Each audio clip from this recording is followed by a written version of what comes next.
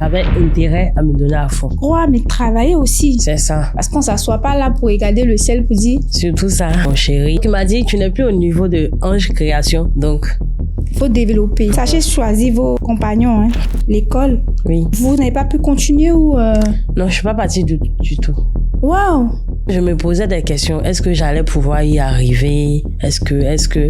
C'est vrai, c'était une obligation familiale. Mais après, c'est devenu une passion. Et je voyais mon mari qui avait son bureau à la Palmeraie, mais qui arrivait à payer, à payer ses charges, à gérer tout. Donc, ça m'a inspiré. C'est ça. Donc, j'ai quitté un magasin de 50 000 pour venir dans un local de 200 000. Ça, c'est un challenge. Tata Naomi, merci pour tout. En plus d'être une cliente, c'est une très belle personne. Celles qui n'ont pas encore eu l'occasion de porter phase, à se mettre en phase avec le style. En tout cas, franchement. Tout ce qui a un début a une fin. Mais chaque fin est le début d'un nouveau départ. Dixit Sage Zeller. Je dis simplement que vous assistez au dernier épisode de cette saison de notre podcast Obstacle à la réussite. Et se référant évidemment à vos retours, vos encouragements et surtout à la confiance des entrepreneurs aguerris qui sont passés sur ce plateau pour nous partager leurs expériences. Pour nous, le bilan, il est positif et il est très encourageant. Alors Dieu le voulant, nous reviendrons bientôt pour proposer des contenus très intéressants, encore plus attrayants, plus performants. Mais en attendant, pour parfaire cette fin de saison, nous avons une invitée de marque, une invitée exceptionnelle. Elle est créatrice de mode et elle a décidé de nous plonger dans son univers pour nous faire découvrir ses défis, ses challenges et surtout sa vision. Quand je dis phase collection, ça ne te dit rien? Quand je dis phase collection, à tout à l'heure.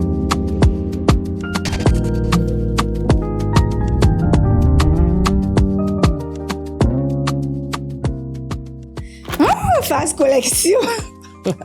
Phase collection, on peut faire ça. Finalement, on s'est croisés. C'est ça. On explique comment on a reporté nos rendez-vous là.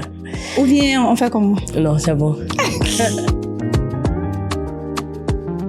Merci d'être venu Phase Collection. Oui, avec plaisir. Vous pouvez vous présenter, donner à l'état civil, c'est qui Phase Collection? D'accord. À l'état civil, c'est Bationo Essana Zamblé. Je suis créatrice de mode et fondatrice de la marque, la grande marque Phase Collection. Oh, merci d'être venu encore. Maintenant, Phase Collection, c'est quoi? F-A-Z, là. C'est quoi ça?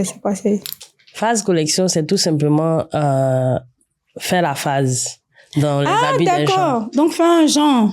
Et ça fait la phase dans les habits des gens. Parce que j'ai remarqué que en réalité, on n'a rien à créer. Oui. On a déjà tout. On a juste à rajouter. Des touches. Voilà, notre touche. Donc, moi, ma touche, c'est phase. D'accord. Mais c'est intéressant. Mais ça commence comment, l'aventure? Ça commence par quoi? Bon, on va dire que ça commence par l'apprentissage de la couture, obligation familiale. Expliquez un peu, parce qu'on ne comprend pas bien. Vous voyez un peu les familles africaines. Oui. Donc, il n'y a rien à faire pour toi. Te mets juste dans le métier pour te débrouiller, quoi. Modeste, ouais. C'est ça. Ah, donc, quand on regarde un peu dans quel métier on peut... C'est ça. Donc, comme ça, on vous met dans la couture. D'accord. Bien. Et comment ça se passe après? Je me débrouille un peu dans la couture. Vous adaptez ou bien comment un peu, oui, je me suis adaptée vous faites rapidement. Avec après, hein? Oui, je me suis adaptée rapidement. Oui, parce que je me disais que c'était la seule chose à faire, étant donné que j'avais passé l'âge d'aller à l'école. Donc, j'avais intérêt à me donner à fond. Donc, ça commence par la couture. Donc, vous faites la formation et tout. Et après votre formation, vous travaillez déjà pour des particuliers dans des ateliers ou bien vous lancez directement? Non, j'ai travaillé pour des particuliers, mais ça n'a pas duré. Pas duré parce que j'avais quelque chose que je voulais démontrer, que je voulais créer moi-même mes propres créations. D'accord, vous avez voulu développer vous-même en fait. C'est ça. Donc vous travaillez pour des particuliers et tout. Pendant combien de temps après la formation? On va dire... Comme ça, au moins, on sait que peut-être elle a eu peut-être le temps de faire 1 an, apprendre encore plus, ou bien... Oui. On va dire pendant 5 ans, parce que la formation, en vrai, je ne l'ai pas terminée. Très donc, bien. Voilà. Donc, j'ai dû travailler en tant que salarié, mais en même temps, j'apprenais aussi. Donc, j'ai fait ça pendant 5 ans. 5 ans comme ça. Oui. Donc, 5 ans, vous travaillez pour des particuliers. Et à quel moment vous décidez de... Voilà, comment vous installez déjà, les premiers pas? C'était au marché de Makori. OK. En 2016. OK. J'avais 100 000 sur moi. Oui. Donc, j'ai décidé de prendre un magasin. Dans le temps, le magasin coûtait 15 000 francs le mois. Wow! 15 000? C'est ça. 15 000, c'était un petit magasin de 2 places. Donc, je me suis installée. Avec les 100 000, j'ai payé la caution. J'avais déjà une machine, une petite machine que j'avais. Voilà. Tout. Donc, je me suis dépayée. C'est ça. D'accord. Une machine tête noire.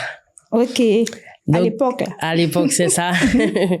Donc, je me suis débrouillée avec les 100 000 pour payer les autres équipements que je me suis installée. Et comment ça se passait? Vous avez des particuliers qui venaient déposer leur tenue ou des vêtements enfants? C'était quoi? Bon, durant les 3 premiers mois, c'était très difficile. Étant donné que je n'étais pas connue, j'avais pas de clients parce que je travaillais pour des gens. Et donc, c'était des amis qui venaient coudre de bouche à oreille. C'est ça. Voilà, donc des connaissances qui venaient vous encourager, à pouvoir reproduire des modèles qu'ils avaient choisis. C'est ça. Donc, vous faites ça pendant combien de temps? C'est-à-dire faire des productions pour des particuliers sur mesure, c'est ça, non? C'est ça. Donc, on va dire de 2016 en 2019. Vous avez resté peut-être 3 ans, non? 3 ans. Donc, comment vous vient l'idée de pouvoir créer votre propre marque en ce moment précis? La marque Phase. C'est venu dans le temps, on n'était pas encore mariés, de mon chéri. Il a vu une création que j'avais faite pour une cliente. Une cliente, ouais. Donc, il m'a appelé, il m'a dit, chérie, que normalement, tu ne dois plus, parce que dans le temps, j'étais Ange Création, parce qu'au quartier, les gens m'appelaient Ange. Oui. Du coup, quand je me suis installée, j'ai pas cherché loin. J'ai fait Ange Création. En même temps, ouais. Donc, il m'a dit, tu n'es plus au niveau de Ange Création, parce que tu fais des phases dans les habits des gens. Donc, il faut développer. Il faut changer de nom. Tu vas t'appeler, tu vas avoir un nom et ta marque, c'est ça. Donc, tu vas t'appeler Phase. C'est comme ça qu'on a choisi. Lui, Phase. Et puis, il a pensé directement au nom ou... Oui, il a pensé directement au nom. Genre, comme je disais, faire des phases. Faire la phase. Ah, d'accord. Faire des phases dans les habits. Mettre la différence. Et c'est, au final, après notre mariage, quand on a vu que Phase pouvait faire aussi. La fait. Famille Zambie. Voilà. Ah, d'accord. Donc, ça, c'est une histoire de famille. En tout cas, merci à votre époux. Sachez choisir vos compagnons. Vous avez vu qu'il a vu, il a on griffe accompagné, voilà, pour développer un peu sa marque et tout. Et donc, c'est quoi la première collection qui porte le nom Phase? Bon, le premier modèle. Le Phase collection. C'est quoi? C'est une robe, une jupe, un pantalon, c'est quoi? C'était une robe. OK. Une robe Nzassa. Ah, d'accord. Un moment, c'était à la mode, là. C'est ça. Étant donné que dans le temps, j'avais pas les moyens d'acheter des tissus, j'ai dû prendre le reste, les chutes de paille de mes clientes de couture sur mesure que j'ai collé. Et j'ai acheté un tissu jean, 1 mètre. J'ai fait le haut avec une manche body. J'ai pris le bas. J'ai fait des designs dedans, corde à la taille. Oui, un moment, c'était à la mode, ce modèle. C'est-à-dire en haut, jean, et puis le bas... oui, Nzassa. C'était très joli. C'était court. Les clients ont beaucoup apprécié. Beaucoup aimé et tout. Oui, vous avez vendu beaucoup ou... j'ai pas vendu beaucoup, mais ça a été beaucoup apprécié. Donc, ça vous a encouragé à pouvoir reproduire d'autres modèles. D'accord. Comment, après, vous développez la marque? C'est-à-dire que quand vous créez la robe Nzassa, sur place, le prochain modèle, comment ça vient? Le prochain modèle, bon, étant donné que j'avais toujours pas... C'était que des robes après? Oui. Des robes, mais en pagne. Parce que c'était le pagne qui était à portée de main, ça coûtait pas trop cher. Donc, vous êtes plus, dans les débuts, vous êtes plus investi dans les modèles pagnes. C'est ça. Donc, j'achetais les pagnes, puis je faisais des robes avec que je revendais. D'accord. Donc, je reviens encore à cette période-là où on vous inscrit dans une école de formation de couture et tout. Est-ce que, étant là-bas, vous avez eu souvent des idées de pouvoir aller dans un autre domaine? Vous avez dit, mais je fais quoi ici même? Est-ce que j'ai pas allé tenter d'autres? Est-ce que vous n'avez pas été tenté à un moment de changer de secteur? Non, parce que au départ, c'est vrai, c'était une obligation familiale. Mais après, c'est devenu une passion. J'ai commencé à me sentir dans la mode. Et du coup, j'avais un rêve de créer ma marque de vêtements. Donc, ça fait que je me suis donné, j'ai commencé à me donner à fond. Vous êtes vraiment impliqué dans ce domaine-là. Donc, les parents avaient raison. Hein. C'est ça. Au moins, ils vous ont inscrit quelque part, ça vous a aidé aujourd'hui. C'est ça. Voilà. Donc, c'est vrai que vous n'avez pas pu faire, vous le disiez tantôt, hein, l'école. Oui. Vous n'avez pas pu continuer ou... Non, je suis pas partie du tout. Waouh! Mais vous vous exprimez parfaitement bien. On va dire que c'est la vie. Vous avez appris sur le tas quand même. C'est ça. Voilà. Donc, c'est un peu ça. C'est vraiment encourageant quand vous voyez des braves femmes comme ça s'imposer dans leur travail et tout. Vous dites que l'école, c'est bien, mais si tu n'as pas pu, tu peux toujours rattraper en cours de route. Et c'est vraiment encouragé. Moi, je dis félicitations tout simplement. Je vous dis félicitations. Hein, merci. Vraiment, aujourd'hui. Quand vous avez commencé maintenant à vous positionner en tant que créatrice de mode avec votre marque en grand caractère, phase et tout, c'était quoi les premiers obstacles, les premiers soucis, les premiers bobos qui vous ont fait que souvent vous avez, à un moment donné, peut-être que vous avez douté ou peut-être que c'est pas encore arrivé de votre choix? Les premiers bobos, comme je dirais que sont les manques de moyens. Donc, étant donné qu'il n'y a pas l'argent, on a des idées. J'ai les idées, mais il n'y a pas l'argent pour acheter les tissus, pour faire une grande production. Et aussi, l'un de mes plus grands challenges, c'était de quitter Makori Marché pour venir à la Palmeraie. Ouais. Ça, c'était le premier challenge. Oui. Parce que je me posais des questions. Est-ce que j'allais pouvoir y arriver? Est-ce que... Parce que en ce moment, vous étiez déjà à la Palmeraie, c'est ça? J'habitais, oui, après mon mariage, j'habitais à la Palmeraie. D'accord. Donc, le transport, les déplacements. Et puis, oui. C'est ça. Mais je voyais mon mari qui avait son bureau à la Palmeraie. Mais qui arrivait à payer, ses charges, à gérer tout. Donc, ça m'a inspiré. Vous avez dit, je peux le faire aussi. C'est ça. Ouais. S'il a pu faire, je peux le faire aussi. Avec une bonne organisation, je peux. Ça. Donc, j'ai quitté un magasin de 50 000 pour venir dans un local de 200 000. Ça, c'est un challenge. Parce que là, vous êtes nouvelle dans le secteur et tout. Il faut s'adapter à des réalités. C'est ça. Et le pire, c'est que quand tu quittes peut-être avec 10% de tes clients. Oui, quand j'ai quitté Makori, j'ai quitté avec 10% de mes clients. Donc, imaginez un peu. Parce que à cause de la distance... Elle ne peut pas se déplacer. Oui. Et c'est vrai qu'en termes de couture sur mesure, on ne peut pas faire de livraison. Peut-être que c'est des prêts à porter. C'est ça. Donc, ça a vraiment été difficile au niveau des ressources financières et des charges aussi. Mais après, au fil du temps... à la grâce de Dieu, ça s'est amélioré. C'est ça. Aujourd'hui, est-ce que vous pouvez chiffrer le nombre de collections que vous avez, sinon de modèles? Parce que je suis perdue.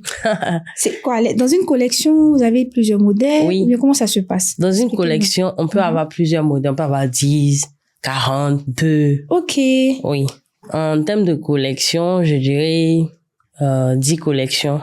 Mais plusieurs modèles pour chaque collection. Voilà. D'accord. Donc, les modèles, je dirais plus d'une 50aine de modèles. Waouh. Oui. Waouh. La collection qui vous a vraiment marqué, qui vous a rendu plus fier, c'est laquelle? La collection, le nom de la collection, c'est Héritage d'Afrique. D'accord. Et on avait sélectionné les modèles qu'on devait shooter, moi et mon équipe. Mais, je sentais qu'il y avait un modèle qui me manquait. OK. Oui. Donc, j'avais un tissu blanc qui était là, un tissu blanc cassé. J'ai demandé pardon à mon équipe. On a resté un peu tard, on a monté, on a fait le modèle et tout. Et le lendemain, on a shooté. Et quand les photos sont sorties, finalement, le modèle qui était en retard, qui n'était pas prévu, c'est celui-là que les gens ont qui était le plus demandé, en fait. Le plus apprécié. Wow. C'est ça. Donc, en fait, au final, c'est ce modèle-là qui a vraiment... Qui a touché le cœur. C'est ça. Qui nous a permis d'avoir plus de ventes et tout. Mais moi, j'ai mon top 3... J'ai mon top 3 de... Voilà, parce que je suis allée sur votre page, je vous suis depuis longtemps, je vois un peu les modèles et tout. J'ai vraiment apprécié tous les modèles. Hein. Mais voilà, j'ai un top 3, si vous le permettez. Je sais pas si c'est une collection ou bien un modèle. Bicanti. Oui, un modèle. J'ai vu un boubou là avec des broches, quelque chose comme ça et tout. Oui. C'était trop joli. Si. C'était trop joli. Expliquez-moi un peu. Il y a une histoire. C'est quoi le modèle? C'est quoi? C'est un boubou? C'est une robe? C'est une jupe avec un haut, bien c'est quoi? Ok. Bicanti, c'était au départ c'était un boubou. Une longue robe avec une ceinture à l'intérieur. Que j'ai eu à faire un jour quand je partais à un mariage. D'accord. Donc, à cette époque, j'avais pris du poids. Donc, je trouvais quelque chose dans laquelle j'allais bien me sentir. Et donc, j'ai eu l'idée de faire ce boubou. Donc, quand j'ai porté, les gens ont aimé le boubou. Donc, c'est confortable, en fait. Oui. Et donc, du coup, je l'ai fait en 3 modèles. OK. Oui. Il y a la robe, c'est-à-dire le boubou. Et il y en a en 2 pièces. Le boubou et un pantalon. Ah, d'accord. Et le boubou en 3 quarts avec une jupe dentelle. Donc, il y a 3 variétés, en fait, pour pouvoir faire son choix et tout. C'est ça. C'est très joli, hein. Oui. Le modèle dont je parle là, la collection dont je parle là, c'est très, très joli. Ça va pour mariage. Ça passe partout, en fait. C'est ça. Maintenant, il y a une robe blanche, j'ai vu. Je sais pas si c'est Kumba ou bien Kumba, c'est vrai. C'est joli, hein. C'est de cette robe-là que je parlais. Donc, c'est la collection manquante. C'est le modèle manquant que vous avez rattrapé. C'est ça. Mais ça, c'est quoi? C'est pour porter ou... C'est très joli. On porte partout. Partout, d'accord. Au bureau, cérémonie, dans une soirée, ça passe partout. Ça passe partout, ok. Maintenant, j'ai vu aussi récemment une robe verte. Je sais pas si c'est... Une robe verte avec des foufous comme ça. C'est joli des... Oui, Zinzi. C'est Zinzi, c'est joli. C'est quoi? C'est la collection ou bien c'est un modèle? C'est un modèle, c'est le nom du modèle. C'est ça, on porte ça par exemple. C'est pareil que Kumba. On porte parler surtout au bureau ou bien dans une cérémonie. Oui, ça va partout. Vous avez pensé à ce projet-là, de pouvoir être propriétaire, d'avoir votre propre marque et tout. Maintenant, la réalisation, quand on rentre dans la réalisation, créer maintenant l'entreprise et pouvoir vivre de cette entreprise-là, comment on fait? Je dirais que c'est la constance. Ok. Et... donc, être toujours d'actualité. C'est ça. Suivre le rythme. C'est ça. Et aussi la créativité. D'accord. Donc, il faut toujours créer pour être dans le tempo et puis voilà. Pour pouvoir satisfaire aussi la clientèle. La clientèle assez jeune comme la clientèle aussi d'âge mûr. D'accord. Mais j'avais une robe de mariée récemment sur votre page. Pourtant, quand je me suis baladée un peu sur les publications précédentes qui datent, j'ai pas vu de robe de mariée. Donc, je veux savoir, vous vous lancez dans la création de robes de mariée ou donnez-nous plus d'informations. D'accord. Étant donné que je fais la couture sur mesure et le prêt-à-porter, ce que j'aurais souhaité, c'est plus me baser sur le prêt-à-porter. Ok. Et comme je fais les deux, ça m'arrive de faire les tenues de cérémonie, les tenues de mariage et aussi les tenues de tous les jours, mais sur commande. C'est comme ça que les clientes que j'ai déjà, qui veulent se marier ou bien qui vont dans une cérémonie, donc comme ils savent que j'ai eu déjà à faire une robe de mariée, mais elle n'est pas récente sur ma page. Ah, ok. Donc vous avez déjà fait des robes de mariée, mais c'est pas quelque chose de régulier. C'est ça. D'accord. Donc maintenant vous voulez aussi... oui, je vais ajouter. Cette code-là de création de robes de mariée à votre acte. D'accord. C'est ça. Donc les prochaines mariées, les mariées de décembre là. Décembre, janvier, février là. Voilà. Fast Collection fait des robes de mariée maintenant. Moi j'ai vu la robe, elle est magnifique. C'est une robe simple, hein, toute à la première vue, mais c'est une robe très travaillée. Intéressez-vous aux détails. Et je pense que c'est abordable aussi, voilà. Donc, ça. Les futurs mariés, Fast Collection fait robe de mariée, elle fait robe de mariée, elle fait robe de travail, elle fait robe de cérémonie. La femme a fait tout. Encouragez-la, encourageons-nous entre nous entrepreneurs, entre nous femmes. C'est ça. Fast Collection sur Facebook, tape Fast Collection sur Facebook, tu vas la voir. Elle fait tout. Elle habille les stars, tout ça là. Vous jouez ça. Vous jouez, c'est tout. Arrêtez ça. C'est vrai que le marché de la mode là, c'est un marché compétitif. Hein. Et quelle est votre âme? Je veux dire, la plus décisive que vous utilisez pour vous distinguer. Comment vous faites pour vous distinguer? D'accord. Ma base, c'est le tissu local. Donc, j'utilise plus le local, tout ce qui est motif, accessoires. C'est ce qui fait votre force, en fait. C'est ça. C'est vraiment de travailler le local. Et vous dites que c'est plus durable, c'est ça?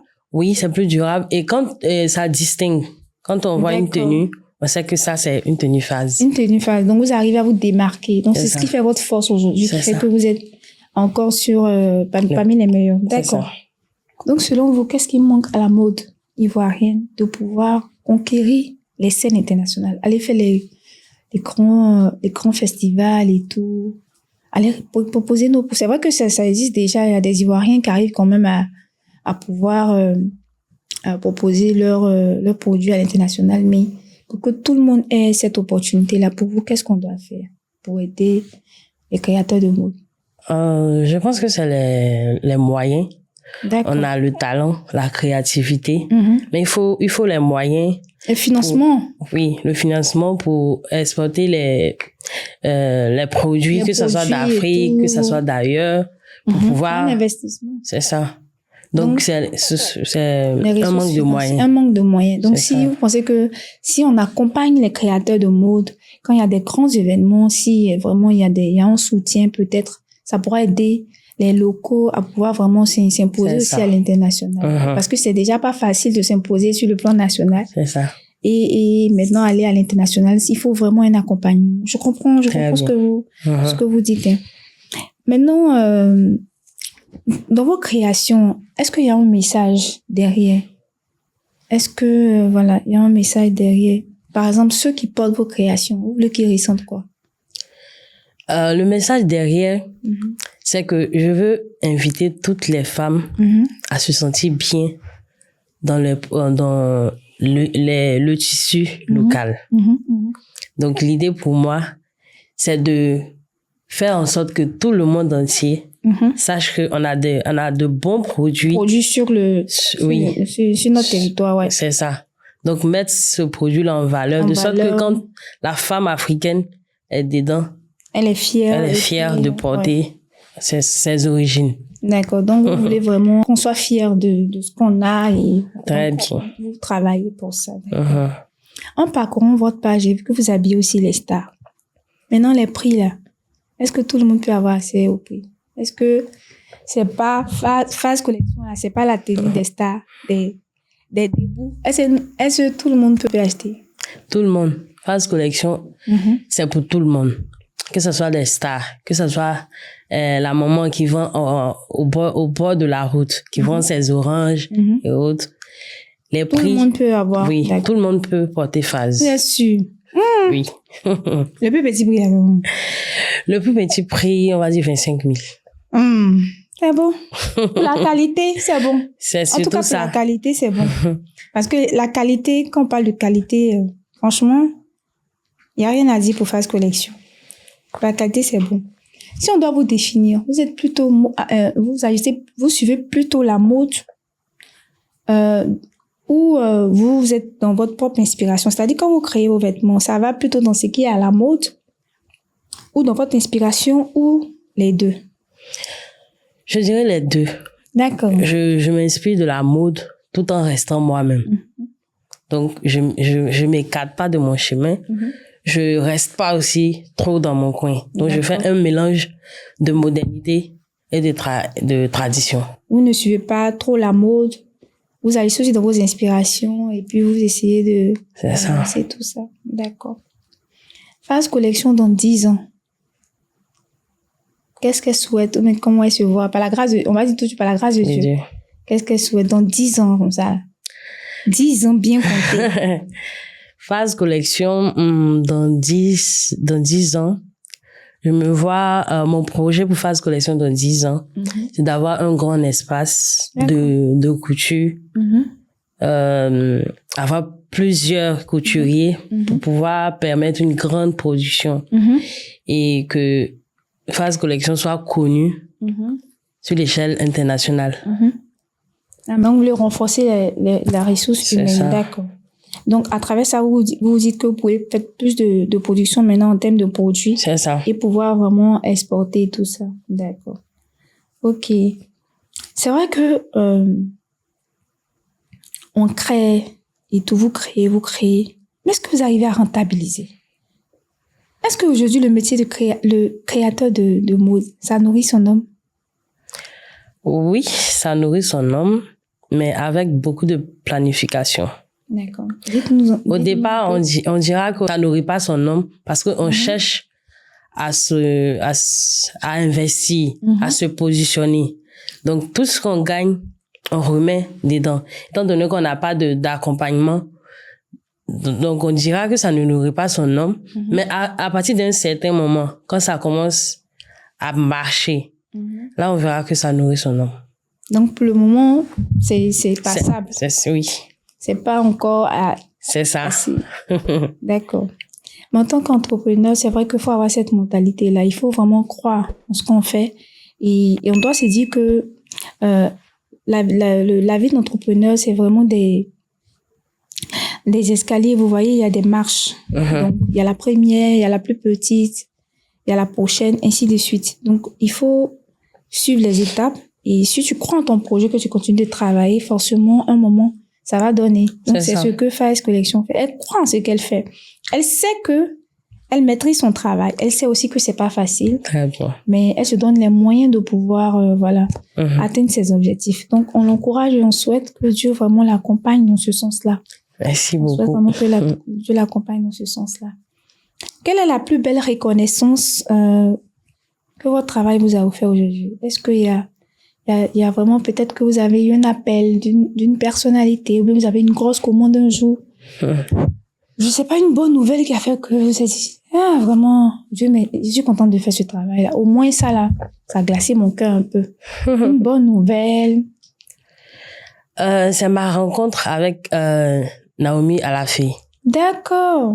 Oui, parce que j'ai vu, ouais. C'est ça, parce que c'est une très belle personne. Tata Naomi, merci pour tout.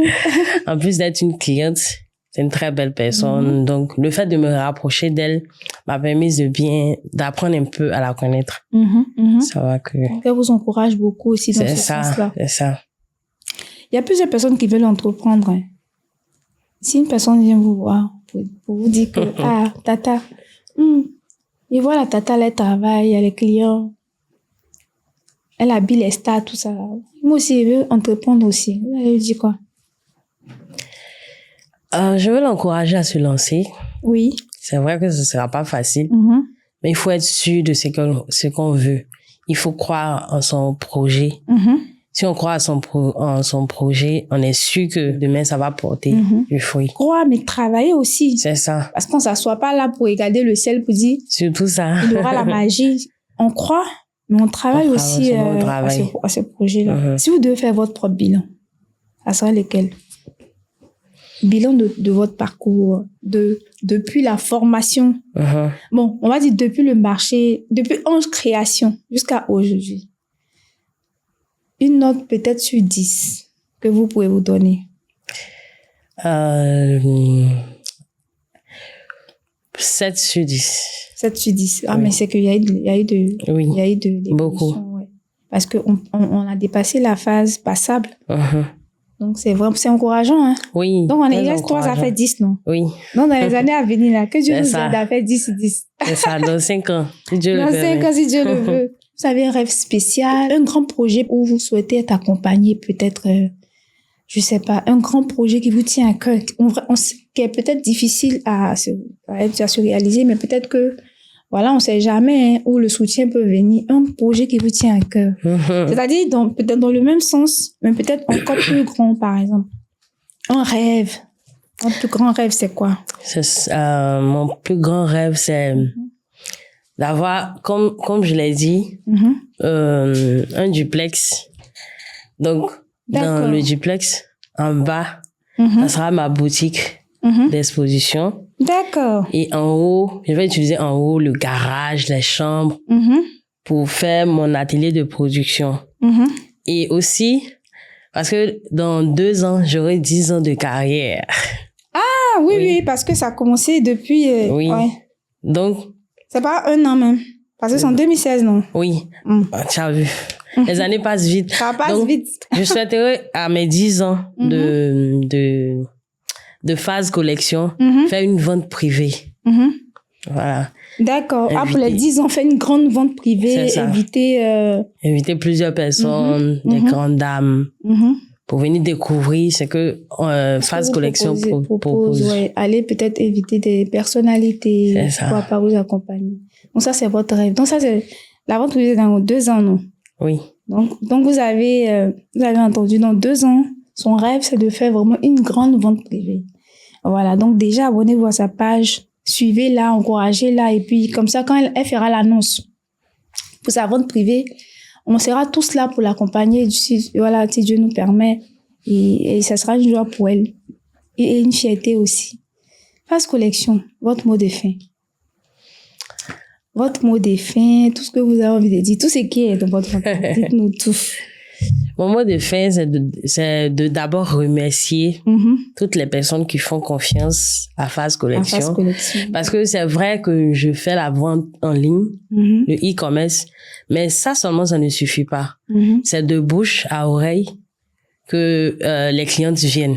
C'est-à-dire, les clientes qui font confiance à Phase Collection, elles portent Phase Collection et elles font la pub de Phase Collection de sorte que elles attirent d'autres personnes à Phase Collection. Donc, à ces personnes-là, j'aimerais vous dire merci pour le soutien et encourager encore plus celles qui n'ont pas encore eu l'occasion de porter Phase à se mettre en phase avec le style. Franchement.